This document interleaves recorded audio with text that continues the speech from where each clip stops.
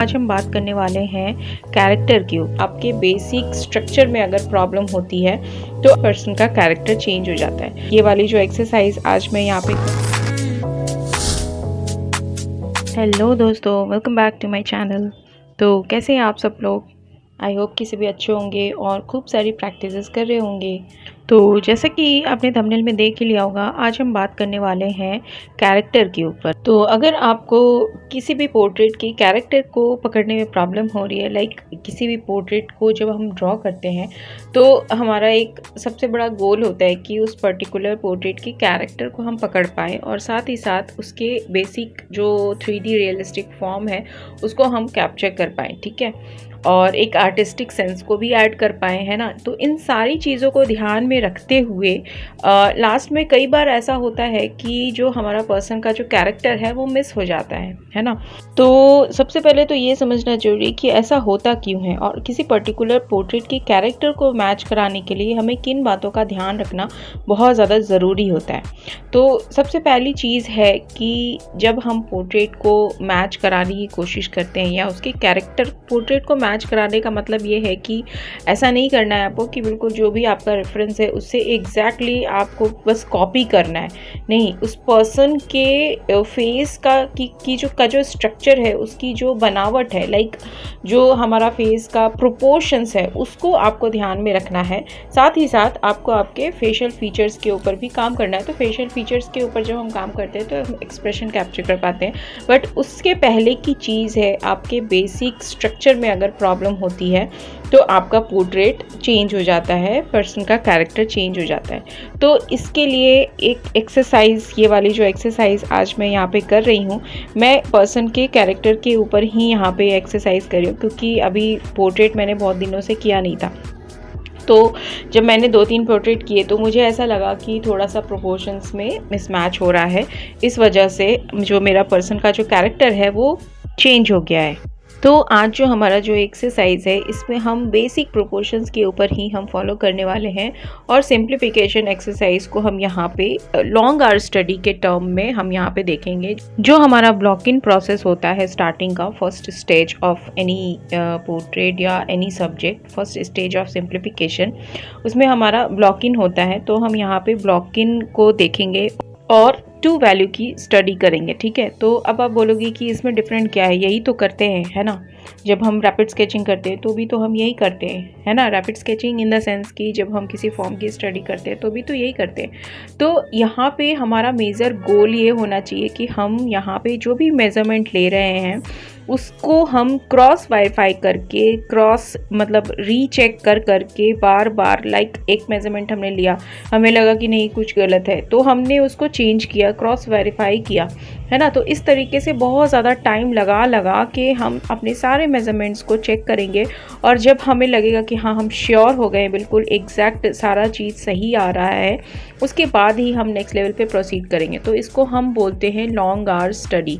एक होता है रैपिड स्केचिंग शॉर्ट आवर और एक होता है लॉन्ग आवर स्टडी। तो हमारा मेजर गोल है लॉन्ग आवर स्टडी में जो भी ब्लॉकिंग प्रोसेस है, जो भी सिंप्लीफिकेशन प्रोसेस है, उसको हम बहुत ज़्यादा टाइम लगा के क्रॉस वेरीफाई करके, रीचेक करके सारे मेजरमेंट्स को लेकर आगे हम प्रोसीड करते हैं।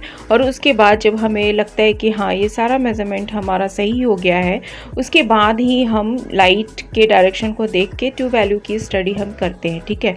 तो ये ऑलमोस्ट टू वैल्यू की स्टडी तक का ही प्रोसेस है। उसके बाद यहाँ पे मैंने एक्चुअली टोन पेपर लिया था तो इस वजह से मैंने थोड़ा सा यहाँ पे वाइट चारकोल भी यूज़ किया है लास्ट में, जहाँ पे हाईलाइट है, just to capture realistic form, थोड़ा सा एक रियल फील देने के लिए, रियल इन द सेंस कि एक फॉर्म को कैप्चर करने के लिए मैंने थोड़ा सा यहाँ पे वाइट चारकोल यूज़ किया। अगर आप नहीं यूज़ करना चाहते या आप वाइट पेपर पे कर रहे हैं तो इट्स ओके, कोई प्रॉब्लम नहीं है, बस हमें टू वैल्यू की स्टडी करनी है। और इसमें क्या करना है, जब हम वैल्यूज़ को ऐड करेंगे उसके बाद टू वैल्यू तो हमारा फेल हो गया, उसके बाद जहाँ पे डार्केस्ट एरिया है ना, डार्केस्ट जहाँ पे है वहाँ पे आप थोड़ा सा कॉन्ट्रास्ट को बढ़ा सकते हैं। और यहाँ पे जैसे कि ये 3 वैल्यूज़ हो गई टोटल हमारी, है ना, लाइट, डार्क एंड मिडल, है ना। तो यहाँ पे जैसे अभी टोन पेपर लिया है मैंने, तो यहाँ पे जब वाइट चारकोल यूज़ किया मैंने, तो यहाँ पे एज अ 4 वैल्यू यहाँ पे आप देख सकते हैं कि हमने 4 वैल्यूज़ को कंसिडर किया है ना।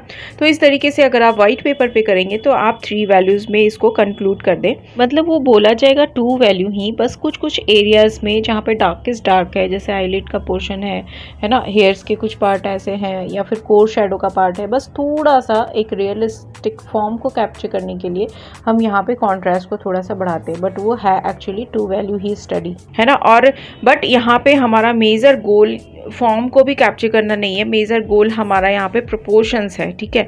प्रोपोर्शंस है, सारे फेशियल फीचर्स की प्लेसमेंट है ना, पर्सपेक्टिव है, पर्सपेक्टिव सही आ रहा है कि नहीं आ रहा है ना। और लुमिस हेड यहाँ पे मैंने बिल्कुल भी यूज़ नहीं किया है ड्रॉ करते वक्त, बट हाँ माइंड में वो चीज़ें रहती है हमेशा, वो चीज़ें सबकॉन्शियसली वर्क करती है। जब आपको पहले से चीज़ें पता होती है तो सारे कैलकुलेशंस आप माइंड में ही कर लेते हो। लुमिस हेड बस एक रेफरेंस को समझने के लिए ज़रूरी होता है कि हमें उस रेफरेंस के एंगल को हम प्रॉपर करेक्टली जज कर पाए, क्योंकि थोड़े बहुत डिफरेंसेस जब होते हैं तो वहाँ पे थोड़ा सा कंफ्यूजन हो जाता है। तो अगर हमें लुमिस हेड की स्टडी अच्छे से कर रखी है तो आप आगे के स्टेप्स को बहुत ही प्रॉपर तरीके से फॉलो कर पाएंगे, है ना। तो यहाँ पे आपको समझ आ गया होगा कि हमारा जो मेजर गोल है वो प्रोपोर्शंस के ऊपर है। सारी एक्यूरेसी को ध्यान में रखते हुए जितना ज़्यादा मतलब आप अपने पूरा 100% देकर आपको यहाँ पे एक्यूरेसी के ऊपर काम करना है, ठीक है। जितना ज़्यादा टाइम ले सकते हो आप लो, ठीक है, बट आपको एक्यूरेट बनाना है अपने मतलब अपने समझ से, है ना। तो अभी यहाँ पे आप देख सकते हो ऑलमोस्ट 1 आवर तक मैंने यहाँ तक का स्टेप ये जो काम है किया है मैंने, ये 1 आवर आप कह सकते होगे कि 1 आवर में यहाँ तक के स्टेप्स को मैंने फॉलो किया, कंप्लीट किया है, ठीक है। तो आप देख सकते हो कि कितना टाइम लगा के मैंने इस स्टेप को किया होगा। तो यहाँ पे आपको जो भी लाइन डालो, फिर नहीं लग रहा है कि कुछ गलत है तो आप उसको मिटाओ, फिर लग रहा है कि नहीं थोड़ा सा और एंगल में चेंज होना चाहिए, उसको आपको सही करना है ना। मतलब कहीं पे भी कोई भी अपने साइड से ये नहीं होना चाहिए कि हाँ मतलब गलत हो गया, है ना, ताकि बाद में ये नहीं रहे कि ओ ये तो गलत हो गया, अब तो चेंज करना है, तो अब तो चेंज हो ही नहीं पाएगा क्योंकि अब तो पूरा कंप्लीट हो चुका है ना। ऐसा ही होता है बार बार जब हमारा कैरेक्टर मैच नहीं होता है, जब हम बनाते जाते होड़ में एकदम से पता नहीं चलता, हम देख भी नहीं रहे, ध्यान भी नहीं दे रहे हैं, तो लास्ट में क्या हो जाता है कि वो चीज़ें गड़बड़ हो जाती है। तो आपको बीच में एक बार ब्रेक लेकर देखना भी है। लॉन्गर स्टडी करते वक्त हम बहुत ज़्यादा ब्रेक लेते हैं और बीच बीच में थोड़ा डिस्टेंस से दूर हटकर देखते हैं ताकि हमें जो डिफरेंस है वो दिख पाए, है ना। आई ट्रेनिंग की एक्सरसाइज भी हम इसलिए करते हैं कि वर्क करते के ड्यूरेशन में हम अपने मिस्टेक्स को ढूंढ पाएँ। तो हम थोड़ा सा पीछे से हट कर देखते हैं, ओवरऑल अपने रेफरेंस को अपने सब्जेक्ट के साथ, अपने जो हमारा वर्क है उसके साथ मैच करते हैं, फिर उसके बाद हम उसको फिर से रीचेक करते हैं, मतलब उसको रीड्रॉ करते हैं जहाँ पे भी एंगल में डिफरेंसेस होता है। तो इस तरीके से हम काम करते हैं और इन सारे प्रोसेस को लाइक कंपैरेटिव मेजरमेंट किस तरीके से करते हैं और कैसे हम किसी भी ऑब्जेक्ट को ड्रॉ करते हैं, ब्लॉकिंग किस तरीके से करते हैं, आई ट्रेनिंग की क्या क्या एक्सरसाइजेस होती हैं जो हमें ब्लॉकिंग करते वक्त हेल्प करती है ना। तो इन सारी चीज़ों के ऊपर आपको अगर डीप में समझना है तो आप मेरे रेगुलर बैच को ज्वाइन कर सकते हैं जो कि होती है सैटरडे संडे को, and it started from 1 March and अभी 3 क्लासेस ही हुई हैं और अभी बहुत सारे लेसन्स बचे हैं, पर्सपेक्टिव बचा है, वैल्यूज़ के ऊपर काम करना बचा है। तो अगर आप ज्वाइन करना चाहते हैं तो अभी भी देर नहीं हुई है, आप ज्वाइन कर सकते हैं और मेरे इस व्हाट्सएप नंबर पे कांटेक्ट कर सकते हैं। और इस क्लासेस में हम बहुत सारे सब्जेक्ट्स के ऊपर काम करने वाले हैं, डिफरेंट मीडियम्स के ऊपर काम करने वाले हैं, है ना। लाइक अभी तो हम पेंसिल से काम करेंगे, पेंसिल शेडिंग के ऊपर काम करेंगे, उसके बाद हम चारकोल के ऊपर काम करेंगे, फिर colour pencil, soft pastel, oil pastel भी करेंगे, है ना, और डिफरेंट सब्जेक्ट्स के ऊपर काम करेंगे। बट हाँ स्टार्टिंग हम स्टिल लाइफ से ही करेंगे, ठीक है। और उसके बाद धीरे धीरे हम पोर्ट्रेट, लैंडस्केप्स, इन सारी चीज़ों के ऊपर, पहले लैंडस्केप फिर पोर्ट्रेट, इस तरीके से हम काम करेंगे। फिर लास्ट में हम ह्यूमन फिगर के भी बेसिक प्रोपोर्शंस को देखेंगे, उसको भी हम ड्रॉ करेंगे।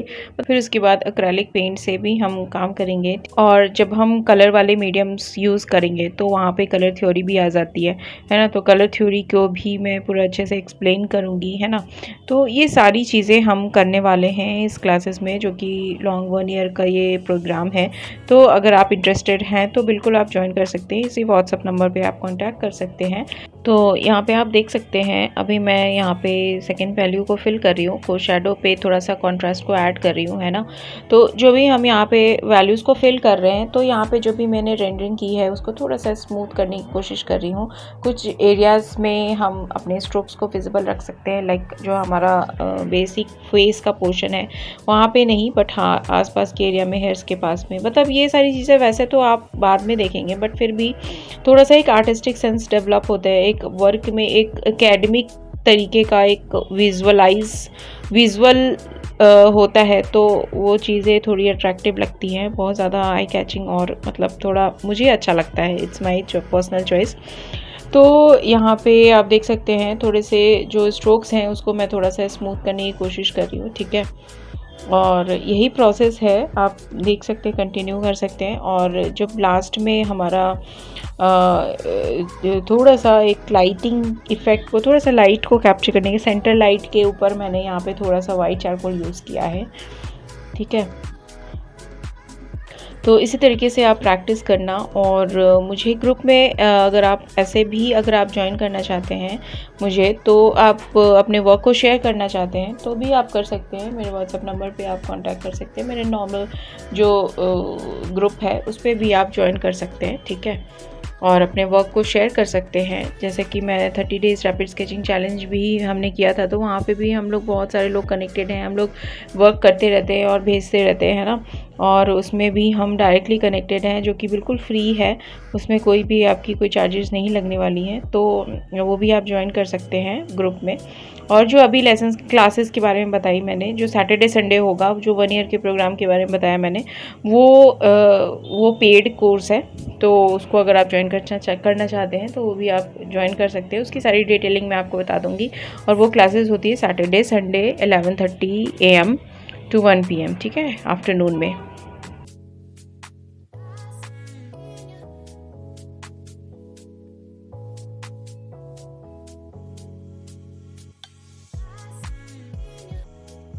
तो दोस्तों आज का वर्क आपको कैसा लगा मुझे कमेंट में लिखकर ज़रूर से बताना, और इसी तरीके से प्रैक्टिस भी करते रहना, ठीक है। अभी भी आप देख सकते हो यहाँ का जो फेस का जो हाइट है वो थोड़ा सा कम हो गया है, नीचे चिन का जो पोर्शन है वो थोड़ा सा, नोज से लेकर चिन का जो पोर्शन है वो थोड़ा सा कम हो गया है ना। तो इसी तरीके से हमें बहुत ज़्यादा अपनी आई को ट्रेन करना है, ताकि हम बहुत ज़्यादा जो डिफरेंसेस हैं, प्रोपोर्शनल डिफरेंसेस हैं, उसको हम चेक कर पाएँ और उसको हम करेक्ट कर पाएँ, ठीक है।